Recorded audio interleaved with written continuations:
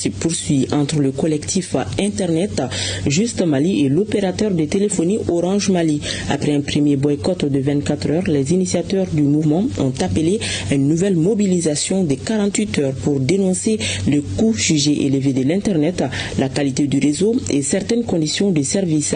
Entre revendications des consommateurs, réponse de l'opérateur et appel au dialogue des acteurs concernés, notre reporter Boukari Koulibaly est allé à la rencontre des différents acteurs. Voici son reportage. Volume Magne, volume Cagne.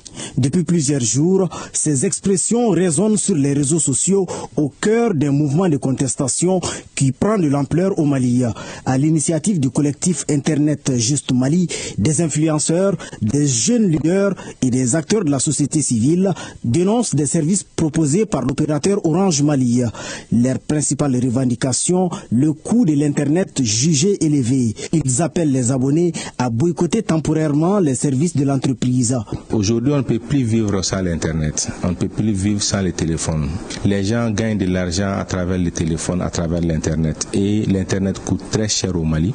Raison pour laquelle nous nous sommes réunis entre jeunes Maliens pour réclamer la baisse tarifaire des coûts de la téléphonie, que ce soit la voix, que ce soit l'Internet, mais aussi demander une meilleure qualité des services.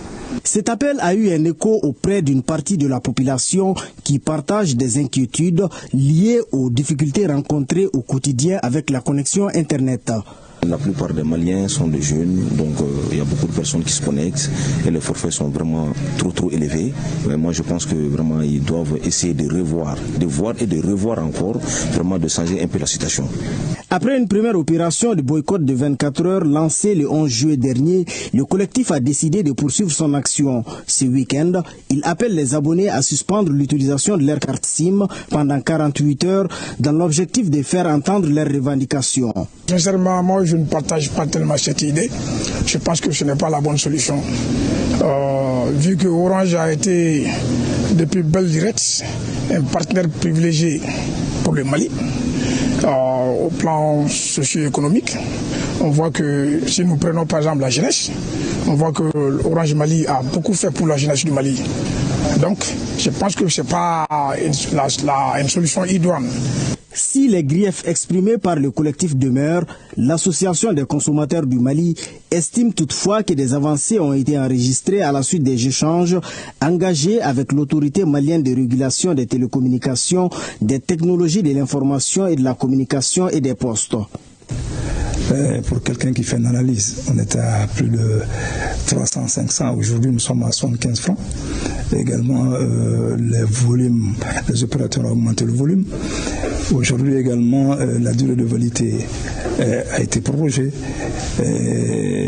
Une enquête, c'est-à-dire une étude, est sur place pour voir à quel coût effectivement les autres peuvent donner. Mais d'ici là déjà, de 81 francs, le prix aujourd'hui c'est 75 francs. Le prix plafond, je dis bien le prix plafond parce que certains opérateurs donnent en moins de 75 francs, précisément à 111 francs. Oui.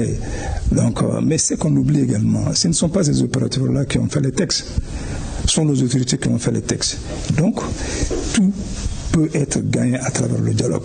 Même ouverture du côté d'Orange Mali. L'opérateur reconnaît les préoccupations exprimées par ses abonnés et affirme privilégier le dialogue afin de trouver des solutions durables dans l'intérêt des consommateurs et de l'ensemble du secteur des télécommunications. En réalité, nous comprenons que cette situation suscite des interrogations et des attentes fortes. Nous prenons ces préoccupations très au sérieux et les entendons avec respect et humilité. Notre priorité reste de servir nos clients au mieux, de leur proposer des produits accessibles et de maintenir un dialogue ouvert afin que chacun se sente écouté. Pour avancer de manière constructive, nous invitons l'ensemble des parties prenantes, nos clients et surtout les représentants des consommateurs à nous retrouver autour d'une table dans un cadre réglementaire serein et respectueux. Nous sommes disposés aujourd'hui à écouter, à expliquer nos contraintes, mais surtout à co-construire des solutions adaptées pour le Mali. Vous savez, la division ne profite à personne en réalité.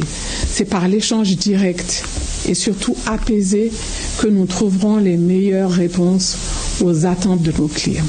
Aujourd'hui, le téléphone et l'Internet sont devenus des outils indispensables pour communiquer, étudier, entreprendre et développer des activités économiques. Dans ce contexte, de nombreux citoyens appellent à la responsabilité, à l'écoute et à l'apaisement. Pour eux, un dialogue franc entre les consommateurs, l'opérateur et les autorités compétentes reste la voie principale pour parvenir à des solutions durables au bénéfice de tous.